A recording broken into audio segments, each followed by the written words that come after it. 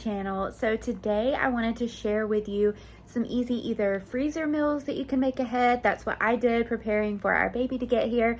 I filmed most of this, everything but the very last recipe, when I was 36 weeks pregnant. So I've had it filmed for a little bit of time now, but I still wanted to share it with you. So it's great either freezer meals if you want to make them and have them just to store away for if you are busy, have a busy night, or they're great just to make as is and not freeze and just have a quick recipe for the night. So we're making 3 meal ideas.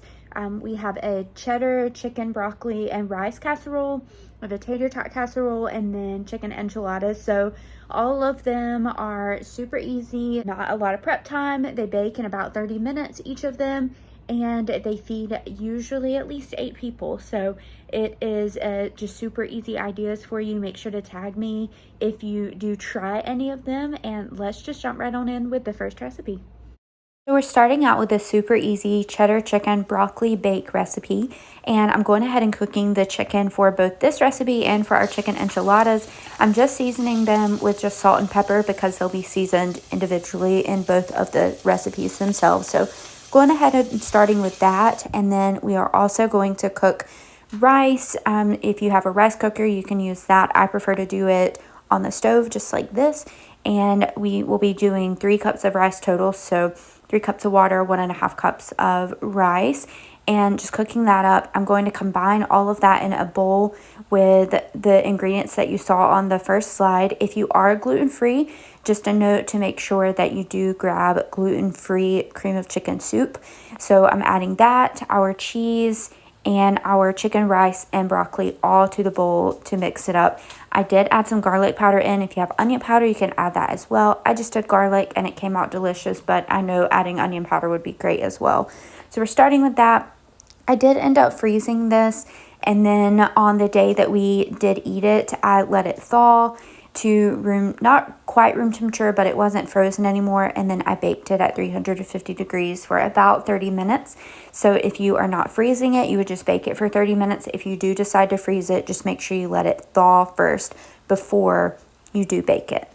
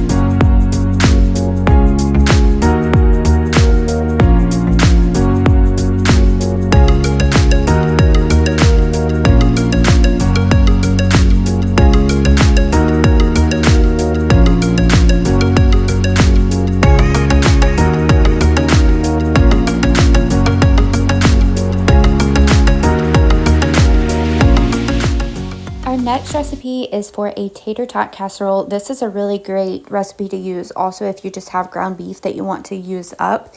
So we did 1 pound of ground beef, just cooked it, drained it, and are combining it with 1 can of the bold manwich sauce.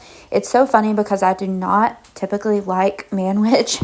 I will eat the homemade ones, but I really am not the biggest fan of the canned manwich sauce, but I love it in this recipe and it's so easy. So it's just combining the ground beef with this manwich sauce, mixing it up really well, and then I added about a half a bag of the frozen tater tots on top. Really, it just depends on how big of a casserole dish you have. You want to cover the top of the beef mixture with tater tots, so however big of a pan you use is how many tater tots you'll use. But I ended up using about half of a bag, which was around 1 pound of the frozen tater tots. I topped it with shredded cheddar cheese, and I also froze this one For all of these meals, if you do decide to freeze it, it's important to let it thaw first before you bake it. So as soon as it thaws, then bake it again. For this one, I did 425 for between 25 and 30 minutes. But if you're not freezing it, then you would just bake it for the 25 to 30 minutes at 425 as well. And it comes out super, super delicious. And this is a very quick and easy meal to make.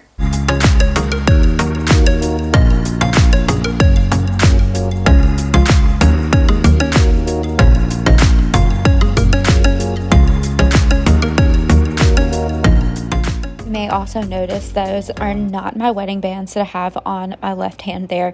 My hands got so swollen towards the end of pregnancy that I ended up having carpal tunnel syndrome related to pregnancy, and I could not fit into anything. So this was at 36 weeks, like I mentioned when I was filming this. So this ring is actually 4 sizes bigger than what I normally wear, but by the end, I couldn't even wear this one. My hands were so swollen that it would not even fit, which completely blew my mind. So thankfully, most of those symptoms have gone away. I do still have a little bit of numbness in my fingertips, which makes it a little hard to do lots of things, but we're getting there. But just wanted to point that out and just share some of the fun things that I feel like people don't usually talk about pregnancy, even though it's so wonderful and such a rewarding and just, you know, the best gift at the end of it. There are still some challenges there with it. So just wanted to share that if you are in the thick of it like I was.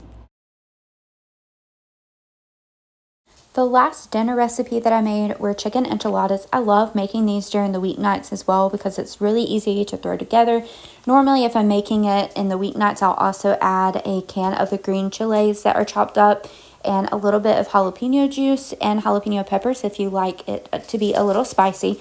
For this recipe, I did not this time just because I wasn't sure how I would be after being pregnant, if I would want spicy foods or what I would want, so I didn't do that this time. But one important thing to note is if you are freezing these and using corn tortillas, if you're not gluten-free, you don't have to use corn tortillas. You can use flour ones, and I've heard that those do better freezing in terms of holding moisture in. So the corn tortillas, they do tend to dry out a little bit if you do freeze them. So that is why you'll see me adding extra sauce onto the top and to the bottom of the pan. Doing it to the bottom of the pan is also a good hack to just help the enchiladas stick together more, the tortillas themselves to stick together and not unroll quite as easily. So you'll see the difference in how easy it was to roll up the ones here on the bottom versus the next layer on top. But it still turns out super delicious and is a really quick and easy recipe to make. Here I am adding that can like I was mentioning just to make sure that they don't dry out. But if you're using the flour tortillas, I would still do this just to have that extra sauce on top there. But let me know if you try any of these recipes. They are all so delicious and so easy.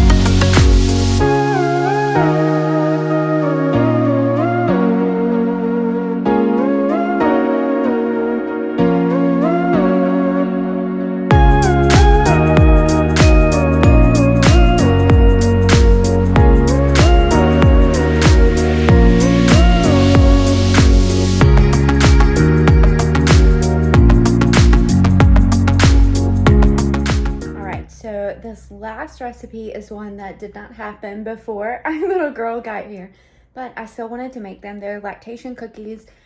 We are breastfeeding, which I am so grateful for that we've been able to do that. And these, I heard so many good things about, just helping boost supply, just make sure that everything is being consistent, and it couldn't hurt to boost supply. So I'm gonna make these. And then that will be the last recipe for this video, but we're gonna get into baking these and I can't wait to try them.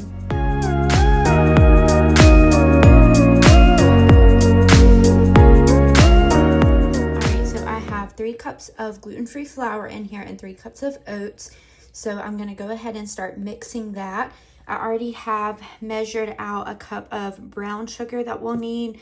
So we need a cup of brown sugar, a cup of just regular granulated sugar, a teaspoon each of salt, baking soda, and vanilla extract, 3 teaspoons of brewer's yeast. This specifically, not just regular yeast, it has to be brewer's yeast. I actually got this off of Amazon, so use that. 4 teaspoons of water, 2 eggs, and then 1 cup of chocolate chips. I don't have a full cup of chocolate chips, so I'm going to do all of these, and then I have some butterscotch chips to fill up to the 1 cup. Megan Brooke.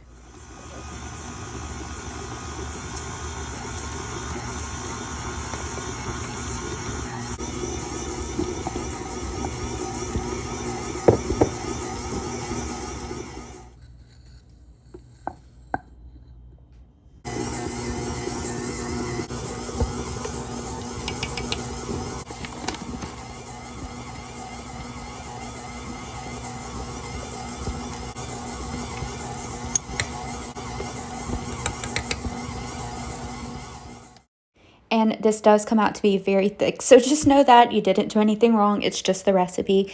This recipe will probably make around 36 cookies. I baked only half and then froze the rest to make later. But thanks so much for watching today's video. Don't forget to like and subscribe. If you do make any of these recipes, make sure you tag me over on Instagram at The Healthy Script, or you can also tag me on my main Instagram, which is Brooke DeHaven. I'll have everything in the description box down below, as well as links to the brewer's yeast that I use. If you have any other recipe ideas you would like for me to try, just leave them down below. And we'll see you next time for a nursery reveal, as well as sharing a little bit of our birth story. Thanks so much, and we'll see you next time.